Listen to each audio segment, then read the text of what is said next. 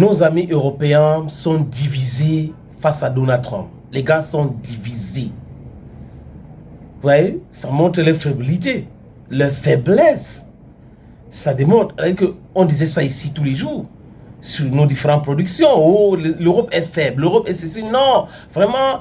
Et les amoureux de l'Europe, certains Africains étaient des amoureux de l'Europe, ils ont le droit, les amis. Mais seulement, refuser de voir la réalité en face, c'est ça qui est vexant même à la limite.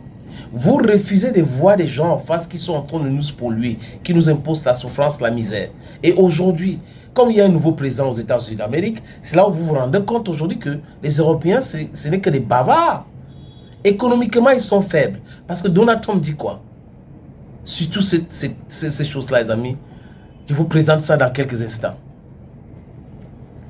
Ah oui, je suis Sa Majesté Sénateur Cletus Lunze, l'homme le plus noir de la terre.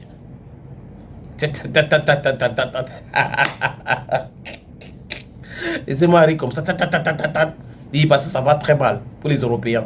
Ceux qui nous traitaient hier de trolls, russes et autres sont en train de pleurer aujourd'hui. Quand vous êtes dans la vérité, vous pouvez être seul. Mais c'est-à-dire que restez digne. Droit dans vos bottes, vous allez gagner. Parce que la vérité finit toujours par triompher. Je répète, la vérité finit toujours par triompher. Les Européens ont tellement menti, ils ont tellement manipulé les opinions, tellement au point où ils ont pensé que c'était ça la réalité. Regardez les chaînes pro-ukrainiennes, les Zelensky et autres. Zelensky était au Qatar, dans les Émirats Arabes Unis. Il va faire le tour en Arabie Saoudite dans quelques heures, je crois, dans quelques heures, voilà. Il est en train de... Il se bat, il veut être partout. Mais personne ne le prend au sérieux. On avait dit que Zelensky avait confondu la comédie à la réelle politique. La politique, la vraie politique, ce n'est pas de la comédie, c'est la vérité. Regardez l'histoire. Donald Trump qui arrive, il a déjà consulté l'histoire. Il sait ce que les Russes sont capables de faire et ce que les Russes sont incapables de faire. Donc, il voit les forces en présence. Donald Trump sait que la Russie, c'est une nation. La Chine, c'est une nation. Les États-Unis, c'est une nation. Mais l'Europe, ce n'est pas une nation. L'Europe, je répète encore, ce n'est pas une nation. L'Union européenne, ce n'est pas une nation. Donc vous avez des pays éparpillés comme ça qui viennent ensemble pour pouvoir continuer à piller le Congo, piller ceci et tout ça. C'est ça l'Union européenne. Ce n'est pas une nation. Donc du coup, ils sont faibles. Quand Donald Trump dit un mot, les Européens vont se réunir demain. Et dit l'autre. Ils vont se réunir. J.D. Vance dit ça part. Emmanuel Macron va convoquer une réunion de crise et tout ça là. Et on a une femme corrompue jusqu'aux os qui est Ursula von der Leyen. Qui parle aux gens avec condescendance. Aujourd'hui, elle est où? Elle est en train de dire si on va, il faut que nous soyons ensemble et tout ça. Ça fait rire. Ça fait rire. Emmanuel Macron organise une réunion, les amis, à l'Élysée lundi. Dans cette réunion, il a invité, je crois, à peu près 10 chefs d'État. Mais je crois 8 sont arrivés. Il a même invité le premier ministre Keir Starmer britannique qui est arrivé. Pour la précision, le Royaume-Uni ne fait plus partie de l'Union européenne. Il veut parler de la défense de l'Europe. Mais avant cette réunion, Emmanuel Macron a appelé Donald Trump. Je vous ai dit ici que c'est un banquier, donc c'est un Rockefeller. C'est un gars qui a été formé par les Américains et imposé en France par les Américains. Donc, il ne peut pas faire autrement. Il a donc appelé Donald Trump pour lui expliquer pourquoi et comment ces réunions. Madame Meloni, qui tirait sur Emmanuel Macron à boulet rouge, était présente. Olaf Scholz était présente. Ursula von der Leyen était présente. Je vous ai dit que le premier ministre britannique était présent. Donc voilà, et le premier ministre aussi polonais était présent, Donald Tusk. Celui qui a été clair dans son discours, c'est le premier ministre britannique. Il parle d'envoi de troupes au sol si c'est nécessaire. Mais pour vous montrer comment c'est les Américains qui tirent les ficelles, il va d'abord aller à Washington discuter avec Donald Trump. Donc il fait le déplacement cette semaine pour Washington. Et de l'autre côté, Donald Tusk, qui partage les frontières avec la Russie, Kaliningrad, il ne veut pas envoyer les troupes polonaises en Ukraine. Il dit, il n'est pas question. Parce que les gens qui les protègent, ce sont les Américains. La Pologne, la France, l'Europe ne peut pas faire la guerre avec la Russie. C'est pas possible. Si les Américains enlèvent leurs troupes et disent, ok, les avions clouent au sol, la Russie va les battre en quelques semaines simplement. Ils sont conscients. Donc Donatus a dit, non, nous on n'envoie pas nos troupes là-bas. Et là, on la chauffe à la sortie de la réunion, les amis. C'est encore grave. Le chancelier allemand, à la sortie de la réunion, dit ceci. Il n'est pas envisageable d'envoyer les troupes allemandes là-bas, au sol en Ukraine.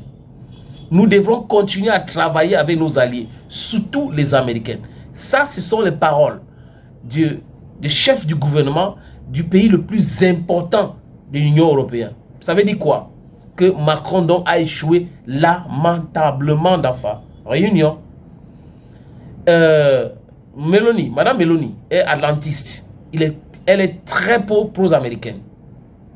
Compliqué. Elle a fait fléchir. Je dis quoi, j'enlève quoi, je laisse quoi, les amis. Regardez, Emmanuel Macron invite les chefs d'État et chefs de gouvernement. Il n'a pas invité le président romain, bulgare, et les Pays-Bas, même Suède, il n'a pas invité. Mais on va dire oui, il ne les a pas invités parce qu'ils n'ont pas une armée conséquente par rapport. Il a invité les pays qui étaient les pays qui avaient une armée forte. D'accord. Mais quand vous commencez à exclure les autres, vous pensez que vous pouvez prendre une décision qui va les engager? Le premier ministre hongrois, Viktor Orbán, a dit que c'était une réunion de frustrés. Ah oui, Viktor Orbán, le premier ministre hongrois, je répète encore, a dit que c'est une réunion de frustrés. Il dit que c'est une réunion de frustrés et des gens qui ne veulent pas la paix. Donc, les gens qui ne veulent pas la paix, mais qui n'ont pas la capacité de faire la guerre. Qui veut se cacher derrière les États-Unis d'Amérique pour continuer leur sale guerre? Ça fait rire, non, les amis? Ils n'ont pas invité M. Fico. M. Fico a déjà dit qu'il va aller, lui, en Moscou pour discuter avec Vladimir Poutine. Il a déjà fait. Et que vraiment, il faut la paix. Donc, vous avez, d'un côté, des pays européens qui disent qu'il faut faire la paix avec la Russie. Des pays européens qui refusent de tuer les économies avec les sanctions stupides, insensées contre la Russie. Comme l'Hongrie. Le gaz russe, c'est ça qui fait tourner son économie. Oh, on ferme pour faire plaisir à Volodymyr Zelensky. Voilà Zelensky aujourd'hui qui va vendre les terres. Et non, j'ai dit ceci. Bon, je répète, si vous voyez les gens à table et qu'on ne vous invite pas, sachez que vous êtes sur ce menu-là, dont les Européens seront bouffés.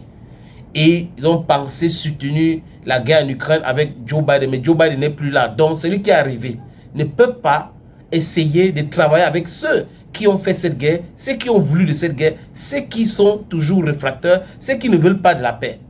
Donc, Donald Trump va rencontrer Vladimir Poutine dans quelques jours. Avant cela, Marco Rubio et le ministre des Affaires étrangères russe, Sergei Lavrov, se sont rencontrés à Riyad, en Arabie Saoudite. C'est de ça qu'il est question. Et si tout se passe bien, le 9 mai prochain, Donald Trump ira à Moscou. Il va rencontrer non seulement le président Poutine, mais aussi le président Xi Jinping. Vous allez voir dans les 3 présidents les plus puissants au monde. Oui, les nations. Ils sont présidents des nations et pas présidents de groupements, hein, des gens qui sont là uniquement pour vendre le vent, pour spolier, pour insulter, pour manipuler. Non, c'est pas ça. C'est ça.